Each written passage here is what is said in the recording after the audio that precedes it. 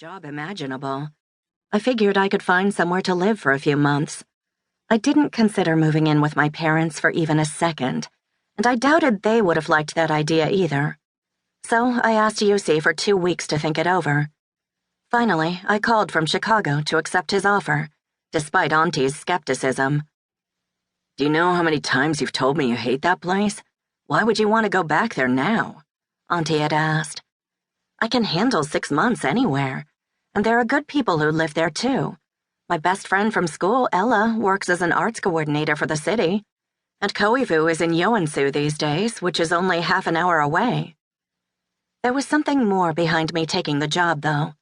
Turning 30 had set off a quarter-life crisis. I wanted to find my roots. Maybe that's why I wanted to go back to Arpikylä for a while. Arpikylä. The name of the place, Scartown, was absurd. People said it came from the ragged vein of copper, the color of dried blood, that ran under the hill at the old mine. One of my high school friends, who hated the place even more than I did, said it came from no one getting out without being scarred for life. Of course, it was an austere place, as all small towns based around a single industry are.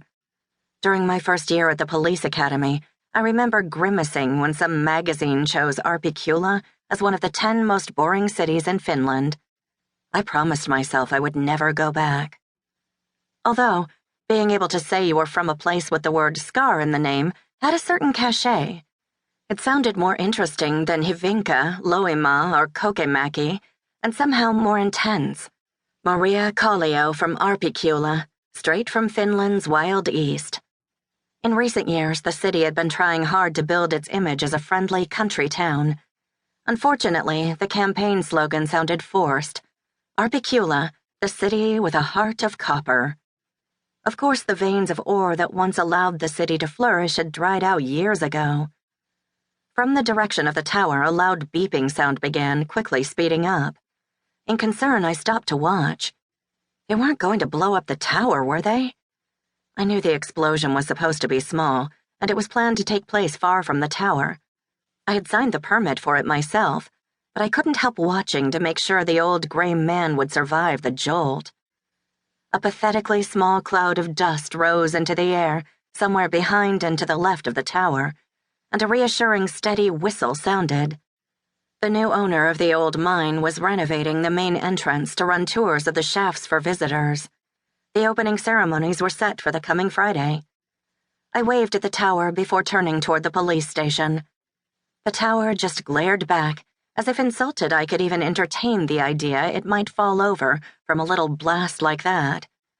For a moment, the tower looked downright frightening, commanding its environment by casting long, dark shadows over it. Later, on my evening jog, I still had the feeling the tower was watching me. When I came to Arpikylä, I had decided to start living a more healthy country lifestyle. Lots of exercise, lots of sleep, more vegetables, and a maximum of 1 glass of beer on weekdays. I could already feel the results. My feet felt so light running that I was half considering entering the Helsinki City Marathon in August. Koivu had said that the Joensuu Police Department was putting together a team and they might recruit me. I glanced at my watch and picked up the pace. I had lit the sauna stove as I was leaving the house, since I was only planning on running about 6 kilometers.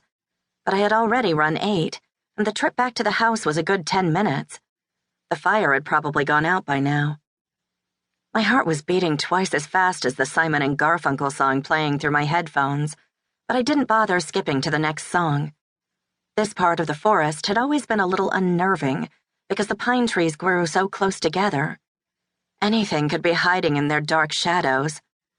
The sound of a car approaching in the distance only heightened the sense of danger. A muffler-challenged Nissan sprang over the hill, rattling by me and then braking suddenly. When the driver's side door opened, I felt like turning and running in the other direction. The light of the sun setting behind the pine trees reflected off the car door directly into my eyes, preventing me from seeing the driver's face. "Maria." There was something familiar in that voice. As I ran up to the car, I realized that the man behind the wheel was Johnny. I cursed my muddy tracksuit, sweaty face, and tangled hair. If I was meeting Johnny for the